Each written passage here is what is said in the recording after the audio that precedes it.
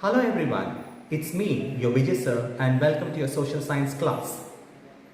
Dear children, today we are going to learn lesson 4, the Chinese civilization, class 6th, history. In 1974, farmers digging a well in northern China accidentally discovered the Terracotta Army. Archaeologists have discovered hundreds of life-size terracotta warriors since. The uniform of each soldier is very detailed. No two soldiers have the same facial expressions. The army was created to guard the tomb of the first emperor of China, Qin Shi Huang. Recent excavations have revealed lifelike statues of dancers and acrobats as well. The meaning of acrobats, children, an entertainer who performs spectacular gymnastic feats. Watch this video, children, to know about the terracotta warriors.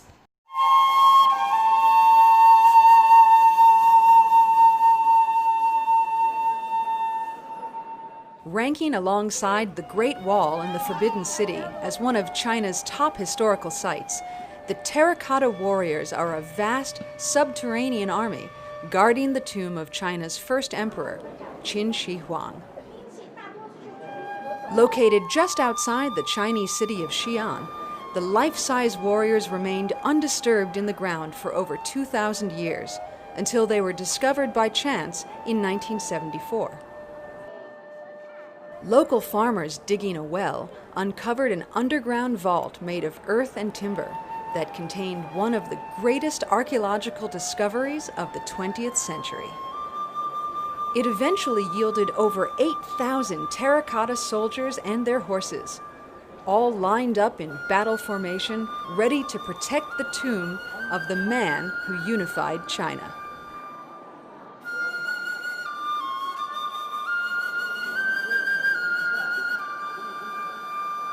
Either Qin Shi Huang was terrified of the vanquished spirits awaiting him in the afterlife, or he expected his rule to continue in death as it had in life.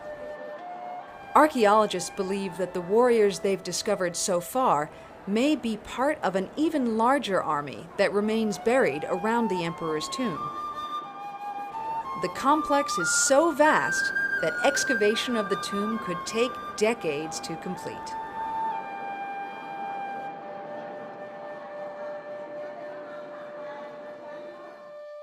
Around 1800 BCE, a civilization arose in China along the river Huanghe. The river provided water for cultivation of crops. Huanghe is also called the sorrow of China because it often changed its course after floods, children, destroying crops and irrigation canals. Despite this, the ancient Chinese depended heavily on Huanghe. The Xiang dynasty united a major part of China under one ruler. The Zhou or Zhou dynasty succeeded the Xiangs in 12th century BCE. It ruled till the 3rd century BCE. Many more dynasties followed. Each of them contributed to the progress of the Chinese civilization. Now let's see how was the society of Chinese civilization, children. The king held the highest position in the society. Then came the nobles, who assisted the king. Peasants mean children, farmers, artisans and merchants. Farmers formed the bulk of the population, children. At the bottom were the slaves. Family. People lived in small clans. Family was a very important unit. The head of the family was highly respected. Children respected their elders. The Chinese also venerated their ancestors. The meaning of venerated, children, regard with great respect. Children, now let's know about the religion of the Chinese civilization. People worshipped the forces of nature. Forces of nature mean, children, sun, wind, water, etc. Ancestors' worship was common. Ancestors mean forefathers.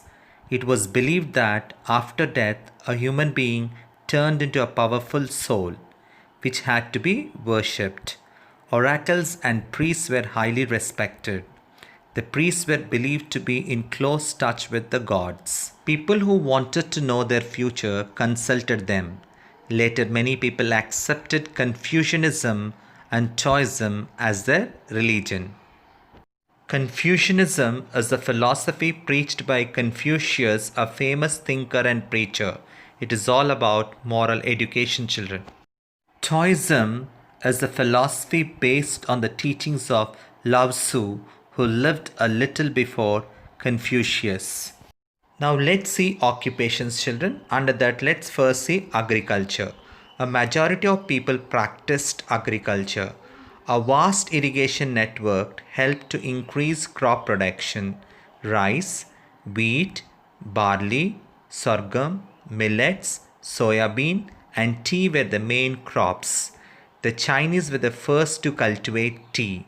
Initially, tea leaves were used as medicine. Later, tea became a popular drink for many centuries. China was only source of tea for the rest of the world. Another occupation of the Chinese civilization was the sericulture, children.